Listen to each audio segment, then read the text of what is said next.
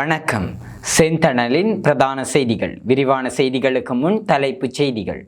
முள்ளிவாய்க்கால் இனப்படுகொலை 17வது ஆண்டு நினைவேந்தல் யாழில் ஆரம்பம்.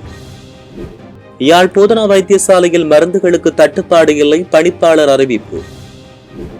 மக்கள் பிரச்சினை சேகரிப்பில் பதற்றம், ஊடகவியலாளர்களுக்கு மிரட்டல், என்பிபி அரசியல்வாதிகள் அட்டகாசம். தமிழர் பகுதியில் சிசு மரணம் விவகாரம், வைத்தியர் சங்கம் அதிரடி மறுப்பு. பரீட்சார்த்திகளின் விடைத்தாள் புள்ளிகள் தொடர்பில் நீதிமன்றின் வரலாற்று தீர்ப்பு. போதைப்பொருளுடன் சிக்கிய 23 பிக்குகள் பிறப்பிக்கப்பட்ட அதிரடி உத்தரவு.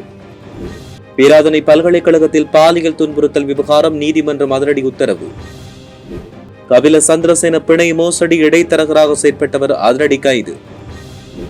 சட்டவிரோத இணையவழி நடவடிக்கை, நூற்றுக்கணக்கான வெளிநாட்டவர்கள் கைது. துப்பாக்கிச் சூட்டில் பலியான உயிர், காரில் வந்த மர்ம நபரால் காலியில் பதற்றம். 16 பிரதான நீர்த்தேக்கங்களின் வான் கதவுகள் திறப்பு. தமிழ்நாட்டில் உள்ள 717 மதுபான விற்பனை கடைகளை மூடுமாறும் முதலமைச்சர் விஜய் உத்தரவு.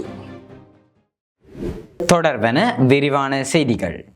முள்ளிவாய்க்கால் இனப்படுகொலையின் 17வது ஆண்டு நினைவேந்தல் வாரம் இன்றைய தினம் ஆரம்பமாகிறது.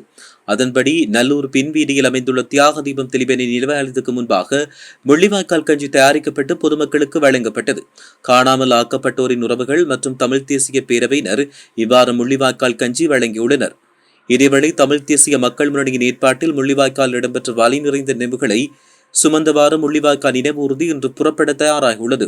இன்று ஆரம்பிக்கப்பட்ட ஊர்தி பவனி தமிழர் தாயக பிரதேசம் அங்கு பயணித்து இனப்படுகொலை நாளான அதே 18 அன்று முள்ளிவாய்க்காலை சென்றடையும் என்றும் ஏற்பாட்டு குழுவினர் தெரிவித்துள்ளமையும் குறிப்பிடத்தக்கது.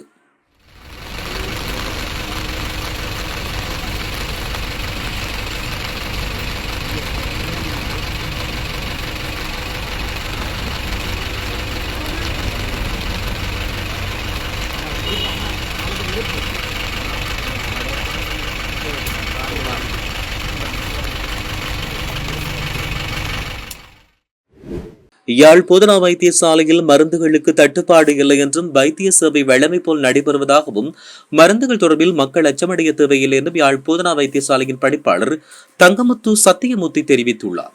கடந்த 9ஆம் தேதி யாழ் போதனா வைத்தியசாலையில் மருந்து களஞ்சிய சாலையில் ஏற்பட்ட தீ விபத்து தொடர்பில் கொழும்பிலிருந்து வருகின்ற அரசு பகுப்பாய்வு திணைக்கள அதிகாரிகள் நேற்று கள ஆய்வில் ஈடுபட்டனர். இவர்களுக்கு உதவியாக யாழ்ப்பாண தடயவியல் போலீசார் ஈடுபட்டனர்.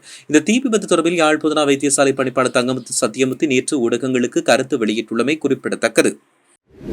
நுவரெலியா மாவட்டம் ராகலை டெல்மாறு தோட்ட பகுதியில் மக்களின் வாழ்வாதார பிரச்சினையை சேகரிக்க சென்ற ஊடகவியலாளர்கள் மற்றும் சமூக செயற்பாட்டாளர்களுக்கு தேசிய மக்கள் சக்தியின் உள்ளூர் அரசியல்வாதிகள் கடும் அச்சுறுத்தல் விடுத்த சம்பவம் அந்த பகுதியில் பெரும் பரபரப்பை ஏற்படுத்தியுள்ளது. டெல்மாறு தோட்ட மக்கள் எதிர்நோக்கும் நீண்டகால பிரச்சனைகள் குறித்து கேட்டறிவதற்காக நேற்று காலை ஊடகவியலாளர்கள் அங்கு சென்றிருந்தனர். இதன்போது தேசிய மக்கள் சக்தியின் வலப்பனை பிரதேச சபை உறுப்பினர் என்று கூறிக்கொள்ளும் ஒரு குழுவினர் தமது ஆதரவாளர்களுடன் இணைந்து ஊடகவியலாளர்களை வழிமறித்தனர். நமது தோட்ட பிரச்சனைகளை நாங்களே தீர்த்துக் கொள்வோம், வெளியிலிருந்து வரும் உள்ளே வரக்கூடாது என்று தெரிவித்து ஊடகவியலாளர்களை தோட்டத்தை விட்டு உடனடியாக வெளியேறுமாறு மிரட்டல் விடுத்துள்ளனர். ஊடகவியலாளர்களோ அல்லது சமூக செயற்பாட்டாளர்களோ தோட்டத்துக்கு வந்தால் அவர்களை மக்கள் சந்திக்க கூடாது என்று கடந்த சில தினங்களாக குறித்த அரசியல்வாதிகள் அந்த பகுதியில் தீவிர பிரச்சாரத்தில் ஈடுபட்டு வந்ததாக தெரிவிக்கப்பட்டுள்ளது. திருகோணமலை மாவட்ட பொது வைத்தியசாலையில் இடம்பெற்ற சிசு மரணமானது அரச வைத்திய அதிகாரிகள் சங்கத்தின் தொழிற்சங்க போராட்டத்தில் ஏற்பட்டது அல்ல என்றும் இது குறித்து தவறான கருத்துக்களை பகிரப்பட்டு வருவதாக அரச வைத்திய அதிகாரிகள் சங்கம் தெரிவித்துள்ளது. அந்த சங்கம் மேற்படி விடயம் தொடர்பில் நேற்று விசேட ஊடக அறிக்கை ஒன்றை விடுத்திருந்தது. கடந்த ஏப்ரல் மாதம் 9ஆம் தேதி திருகோணமலை வைத்தியசாலையின் பிரசவ அறையில் இடம்பெற்ற சிசு மரணம் தொடர்பில் செய்தி வெளியானது. அரச வைத்திய அதிகாரிகள் சங்கம் தொழிற்சங்க நடவடிக்கையில் ஈடுபடும் காலப்பகுதியிலும் அவசர சிகிச்சை பிரிவுகள், தீவிர சிகிச்சை பிரிவுகள் மற்றும் பிரசவ அறைகளின் செயற்பாடுகள் எவ்வித தடையுமின்றி முன்னெடுக்கப்படுவதை உறுதிப்படுத்துவதற்கான ஆலோசனைகளை தமது கிளைச்சங்கங்களுக்கு தொடர்ச்சியாக வழங்கி வருவதாக அதில் குறிப்பிடப்பட்டுள்ளது. மகப்பேற்று வைத்தியசாலைகள், சிறுவர் வைத்தியசாலைகள், புற்றுநோய் மற்றும் சிறுநீரக சிகிச்சை நிலையங்களின் சேவைகள் எக்காரணம் கொண்டும் பாதிக்கப்படாமல் இருப்பதை சங்கம் உறுதி செய்துள்ளதாக தெரிவிக்கப்படுகிறது. தகவல் அறியும் உரிமை சட்டத்தின் கீழ் பரீட்சார்த்திகள் தங்களின் விடைத்தாள்கள் மற்றும் புள்ளிகளை பெற்றுக்கொள்ள உரிமை உண்டு என்று மேன்முறையீட்டு நீதிமன்றம் வரலாற்று முக்கியத்துவம் வாய்ந்த தீர்ப்பொன்றை வழங்கியுள்ளது. இலங்கை திறந்த பல்கலைக்கழகம் தாக்கல் செய்த மனுவை தள்ளுபடி செய்து மேன்முறையீட்டு நீதிமன்ற நீதியரசர்களான ஆர் குருசிங்க மற்றும் சுமுது பிரேமச்சந்திர ஆகியோர் கடந்த 2026 மே 8ஆம் தேதி இந்த தீர்ப்பினை வழங்கியுள்ளனர். மேலும் பரீட்சை விவரங்களை வெளியிடுவது அதன் ரகசியத்தன்மையை பாதிக்கும் என்று கூறி பல்கலைக்கழகம் அதை மறுத்தது. அத்துடன் தகவல் அறியும் உரிமை ஆணைக்குழு விடுத்த உத்தரவை எதிர்த்து பல்கலைக்கழகம் மேன்முறையீடு செய்திருந்தமை குறிப்பிடத்தக்கது. இதேவேளை விடைத்தாள்களை பார்வையிட அனுமதி வழங்கினாலும் விடைத்தாள்களை மதிப்பீடு செய்த பரீட்சகர்களின் விவரங்களை ரகசியமாக வைத்திருக்க முடியும் என்றும் நீதிமன்றம் குறிப்பிட்டுள்ளது. தாய்லாந்தில் இருந்து போதைப் பொருட்களை நாட்டுக்கு கொண்டு வந்த சம்பவம் தொடர்பில் கைது செய்யப்பட்ட 23 பிக்குகளுக்கு விளக்கமறியல் நீடிக்கப்பட்டுள்ளது. இதன் அடிப்படையில் எதிர்வரும் 26ஆம் தேதி வரை மீண்டும் விளக்கமறியலை வைக்க உத்தரவிடப்பட்டுள்ளது. குறித்த சந்தேக நபர்கள் இன்று நீர்கொழும்பு நீதவான் சுபானி அபைசகர முன்னிலையில் முன்னிலைப்படுத்தப்பட்டனர். இதன்போது இந்த உத்தரவு பிறப்பிக்கப்பட்டுள்ளது. குறித்த பிக்குகள் கடந்த ஏப்ரல் மாதம் 25ஆம் தேதி நாட்டிற்கு திரும்பிய போது கொண்டு வந்த பயணப்பொதிகளில் இருந்து 112 கிலோகிராம் குஷ் மற்றும் கேஷ் ரக போதைப் பொருள் கைப்பற்றப்பட்டது. இதனையடுத்து கட்டுநாயக்க விமான நிலையத்தில் வைத்து அவர்கள் கைது செய்யப்பட்டமையும் குறிப்பிடத்தக்கது. பேராதனை பல்கலைக்கழகத்தில் பாலியல் துன்புறுத்தலை தடுப்பதற்கு உடனடி நடவடிக்கை எடுக்குமாறு அந்த பல்கலைக்கழகத்தின் நியமன ஆணைக்குழுவின் மேல் நீதிமன்றம் உத்தரவிட்டுள்ளது. பல்கலைக்கழகத்தில் பல் மருத்துவ விரிவுரையாளராக பணியாற்றும் ஒருவர் தனக்கு பாலியல் மற்றும் மன ரீதியான துன்புறுத்தல் ஏற்பட்டதாக குற்றம் சாட்டி தாக்கல் செய்த அடிப்படை உரிமைகள் மனு மீதான தீர்ப்பை வழங்கும் போதே மேல் நீதிமன்றம் இந்த உத்தரவை பிறப்பித்துள்ளது. இந்த மனு மீதான தீர்ப்பை மேல் நீதிமன்ற நீதிபதிகள் பிரியந்த பெர்னாண்டோ மற்றும் அச்சலா வெங்கப்புள்ளி ஆகியோரின் ஒப்புதலுடன் நீதிபதி ஜனக் டி சில்வா வழங்கினார். சுமார் 2017ஆம் ஆண்டில் விரிவுரையாளராக தன்னுடைய தகுதி காலத்திலும் முதுகலை பட்டப்படிப்பை தொடர்ந்து கொண்டிருந்த போதும் அவர் பாலியல் மற்றும் மனரீதியான துன்புறுத்தலுக்கு உள்ளானதாக அந்த மனுவில் கூறப்பட்டுள்ளது. இந்த மனு மீது தீர்ப்பளித்த மேல் நீதிமன்றம் முதல் பிரதிவாதியான பேராசிரியர் WM திலகரத்ன எந்த ஒரு பல்கலைக்கழகம் கல்வி நிறுவனம் அல்லது பிற கல்வி நிறுவனத்திலும் வேதனம் பெறும் அல்லது பெறாத எந்த ஒரு கௌரவ பதவியை மேற்க தடை விதிக்க உத்தரவிடப்பட்டுள்ளது.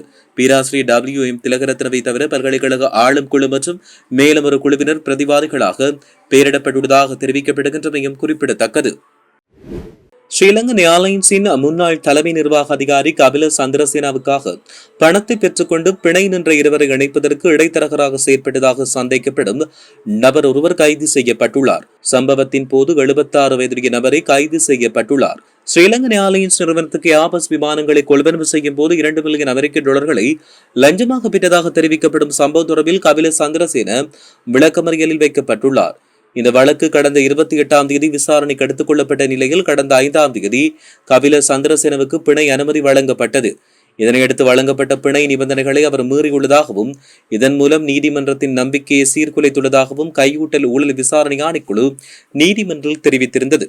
எனவே அவரை உடனடியாக கைது செய்து நீதிமன்றில் முன்னிலைப்படுத்துவதற்கான பிடியாணை ஒன்றை பிறப்பிக்குமாறு ஆணைக்குழு நீதிமன்றில் கோரிக்கை விடுத்தது. இதையடுத்து அவரை கைது செய்து நீதிமன்றத்தில் முன்னிலைப்படுத்துமாறு நீதிமன்றத்தால் உத்தரவு பிறப்பிக்கப்பட்டமை குறிப்பிடத்தக்கது. காலையில் சட்டவிரோத இணையவழி நடவடிக்கையில் ஈடுபட்டிருந்த வெளிநாட்டவர்கள் கைது செய்யப்பட்டனர். இந்த விடயத்தை காவல்துறை ஊடகப் பிரிவு தெரிவித்துள்ளது. முதலில் காலி ஹல்வெடிகொட காவல்துறையால் முன்னெடுக்கப்பட்ட சோதனையின் போது 110 பேர் கைது செய்யப்பட்டனர். இதன்போது 110 இந்திய பிரஜைகள் கைது செய்யப்பட்டனர். அடுத்து காலி கிக்கடவை பகுதியில் உள்ள சுற்றுலா விடுதியொன்றில் விசேட சோதனை நடவடிக்கை மேற்கொள்ளப்பட்டிருந்தது. இதன்போது 55 வெளிநாட்டவர்கள் கைது செய்யப்பட்டனர். மேலும் இரிகம பகுதியில் உள்ள சுற்றுலா விடுதியொன்றில் தங்கியிருந்த 28 இந்திய பிரஜைகளும் 5 நேபாள பிரஜைகளும் கைது செய்யப்பட்டுள்ளதாக தெரிவிக்கப்படுகின்றமை குறிப்பிடத்தக்கது. காலி தங்கிதர டிக்சன் சந்தி பகுதியில் இடம்பெற்ற துப்பாக்கிச் சூட்டில் படுகாயமுற்ற நபர் உயிரிழந்தார். இன்று காலை 7:30க்கு இந்த துப்பாக்கிச் சூடு இடம்பெற்றது. காரொன்றில் வந்த இனம் தெரியாத நபர் ஒருவர் துப்பாக்கிச் சூட்டை நடத்திவிட்டு தப்பிச் சென்றுள்ளார். துப்பாக்கி சூட்டில் படுகாயமுற்ற நபர் சிகிச்சைக்காக காலி கராப்பட்டிய வைத்தியசாலையில் அனுமதிக்கப்பட்ட பின்னர் உயிரிழந்துள்ளதாக போலீசார் தெரிவித்தனர். தாக்குதலுக்கான காரணம் அல்லது தாக்குதல்தாரிகள் குறித்த தகவல்கள் இதுவரை வெளியாகவில்லை. சம்பவம் நடந்த இடத்துக்கு விரைந்த காலி போலீசார் மேலதிக விசாரணைகளை மேற்கொண்டு வருவதாக தெரிவிக்கப்படுகின்றமையும் குறிப்பிடத்தக்கது. நீர்ப்பாசன திணைக்களத்தின் கட்டுப்பாட்டில் உள்ள 16 பிரதான நீர்த்தேக்கங்களும் 10 நடுத்தர அளவிலான நீர்த்தேக்கங்களும் தற்போது வான்பாய்ந்து வருவதாக நீர்ப்பாசன திணைக்களத்தின் நீர் முகாமைத்துவ பணிப்பாளர் பொறியியலாளர் HMVSD ஹேரத் தெரிவித்துள்ளார். அனுராதபுரத்தின் ராஜாங்கரை நீர்த்தேக்கம் பதுளை மாவட்டத்தின் சொரவர நீர்த்தேக்கம் அம்பாந்தோட்டை மாவட்டத்தின் வீரவில லுணுகம் வெகரகல நீர்த்தேக்கங்கள் குருடாகல் மாவட்டத்தின் மாகல்ல தெதிரோயா நீர்த்தேக்கம் மற்றும் கண்டி மாவட்டத்தின் வாமிடில்ல நாளந்த நீர்த்தேக்கங்களும் ஒன்றாகலை மாவட்டத்தின் அலிகுட்ட ஆற நீர்த்தேக்கமும் இவ்வாறு வான் பாய்வதாக தெரிவிக்கப்பட்டுள்ளது. கலாஓயா வடிநில பகுதியில் கடந்த சில நாட்களாக பெய்து வரும் கடுமழையின் காரணமாக அந்த வடிநிலத்தில் அமைந்துள்ள ராஜாங்கனை, தேவகிவ, வெமெரில்ல ஆகிய நீர்த்தேக்கங்கள் பாய்ந்து வருவதாக HMPSD ஹேரத் தெரிவித்தார்.